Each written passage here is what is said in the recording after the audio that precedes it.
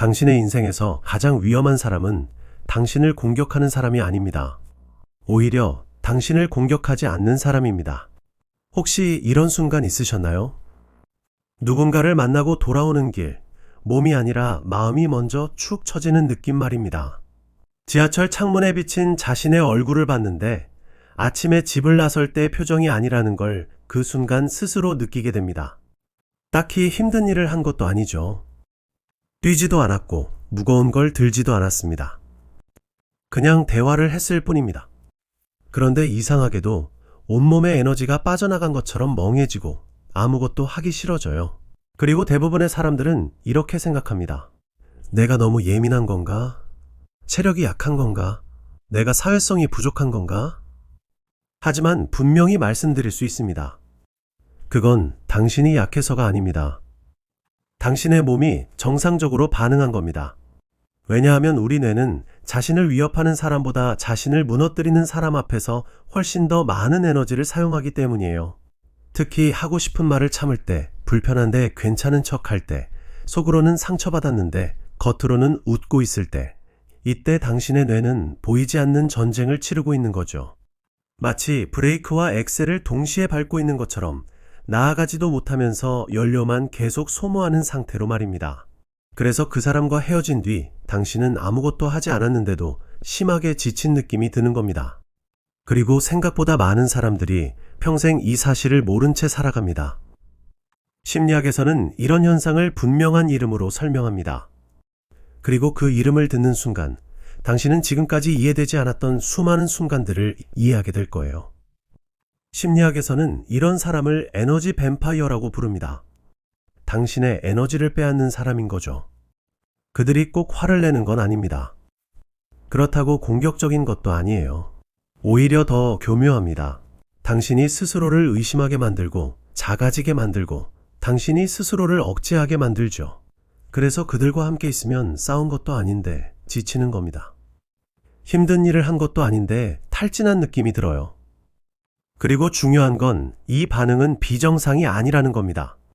당신이 이상한 게 아니라 당신의 몸이 당신을 보호하고 있다는 신호입니다.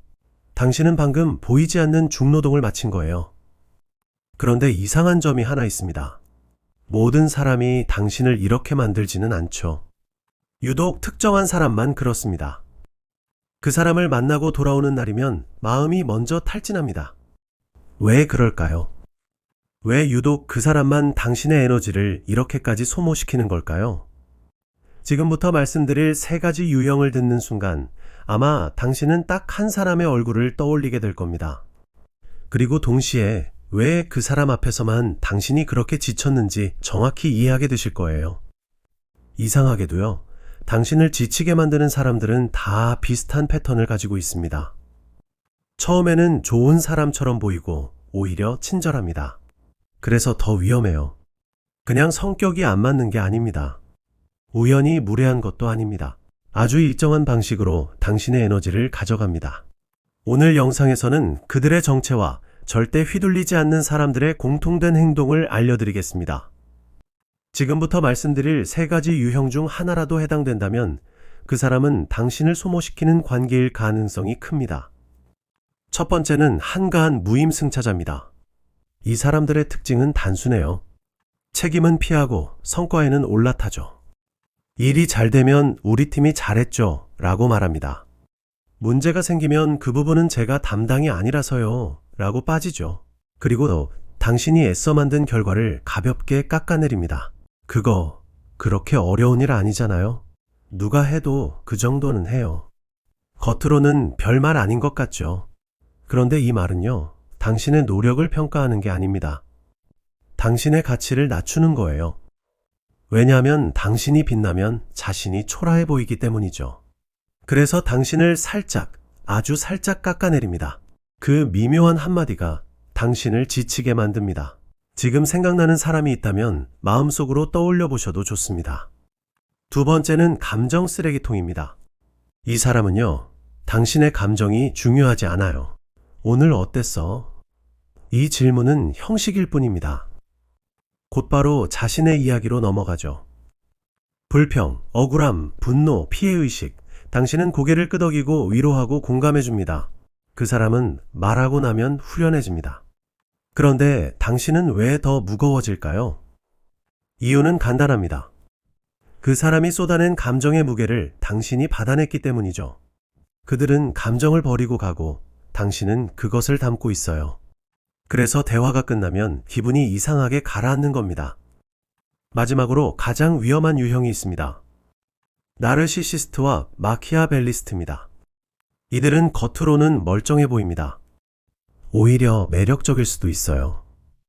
말을 잘하고 자신감 있고 사람을 끄는 힘이 있습니다.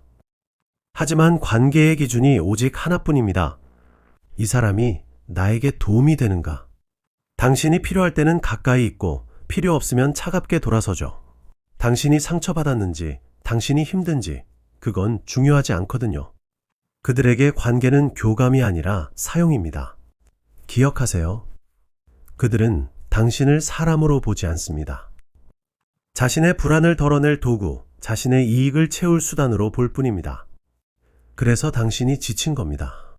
당신이 예민해서가 아니라 그 관계가 애초에 당신을 소모하게 만들기 때문입니다. 하지만 다행히도 이 사람들 의외로 약한 지점이 있습니다. 당신이 단 한 가지 신호만 보내도 가장 먼저 당황하는 쪽은 바로 그들이에요. 지금까지는 당신이 말을 잃었지만 이제부터는 당황하는 건 상대방의 몫입니다. 이 사람들은요, 계속 강해 보이지만 사실은 특정한 순간에 아주 약해집니다. 무례한 사람들의 공통점이 있거든요. 그건 바로 당신이 아무 말도 하지 않을 거라고 확신한다는 겁니다. 그래서 선을 넘어요. 그리고 가볍게 대하죠. 당신의 반응은 그들에게 중요하지 않습니다. 하지만 한 번이라도 예상하지 못한 반응이 나오면 그 순간부터 태도가 달라집니다.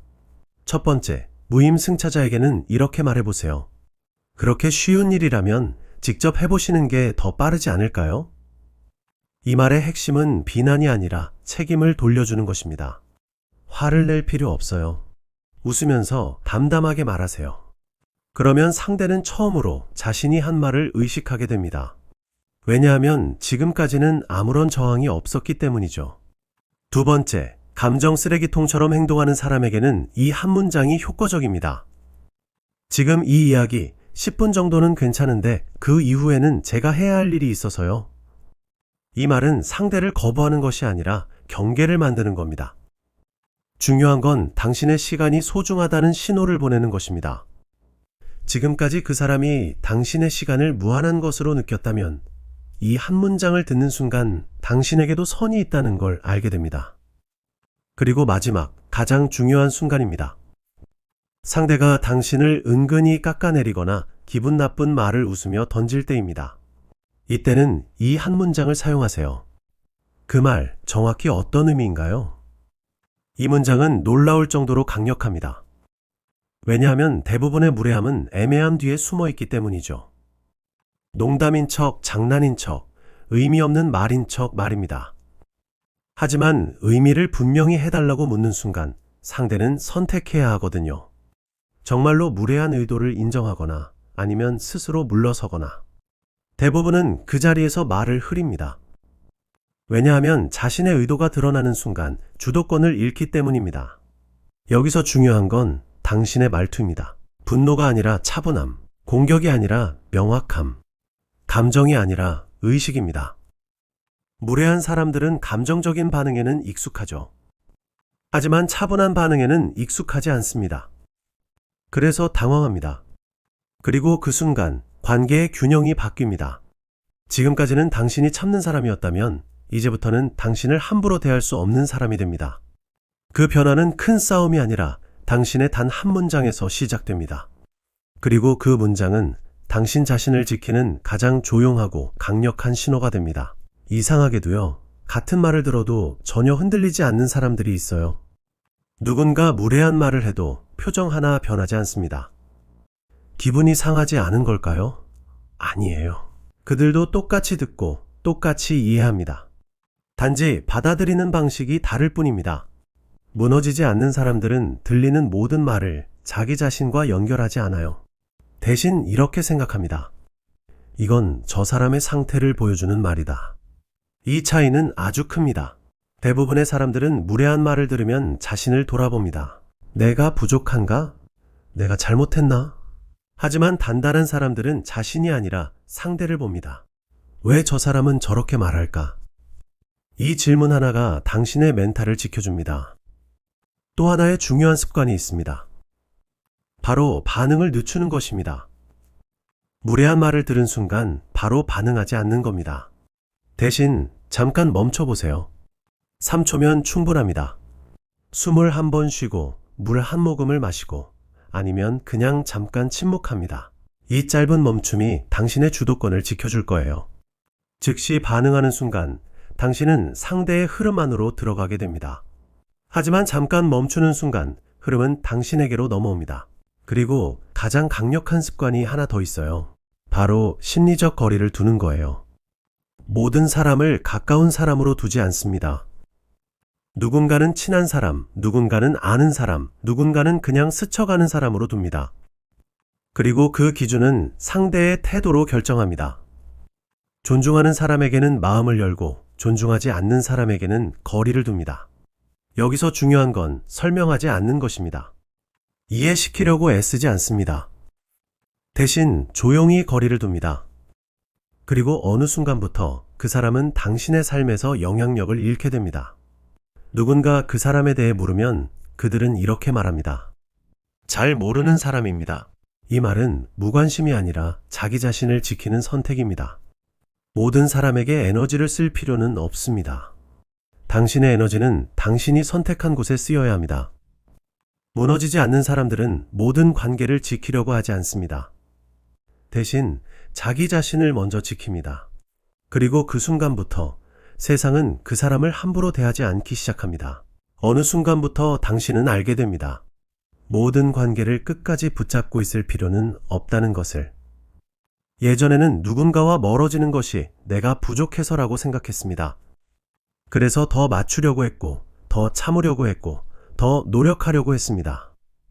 하지만 시간이 지나고 나서야 비로소 알게 됩니다. 당신을 소모시키는 관계는 당신의 노력이 부족해서 생긴 문제가 아니라 애초에 당신이 혼자서 지켜야 했던 관계였다는 것을. 건강한 관계는 애쓰지 않아도 유지됩니다. 존중은 설명해서 얻는 것이 아니라 자연스럽게 존재하는 것이기 때문이죠. 그리고 당신이 자신을 지키기 시작하는 순간 이상한 변화가 시작됩니다. 당신을 가볍게 대하던 사람들은 조금씩 멀어지고 당신을 존중하는 사람들만 조용히 당신 곁에 남게 됩니다. 그건 당신이 변해서가 아니라 당신이 원래 있어야 할 자리로 돌아왔기 때문입니다. 기억하세요. 당신의 에너지는 아무에게나 쓰기에는 너무 소중한 것입니다. 당신을 지치게 만드는 관계가 아니라 당신을 살아있게 만드는 관계에 그 에너지를 쓰세요. 이 영상을 보며 떠오른 사람이 있다면 그건 우연이 아닐지도 모릅니다. 오늘 이 처방전이 당신의 지친 마음에 작은 쉼표가 되었다면 좋아요로 그 마음을 표현해 주세요. 앞으로도 당신의 단단한 일상을 지켜줄 이야기가 필요하시다면 구독으로 당신의 삶을 지키는 이 여정을 함께 해주세요. 감사합니다.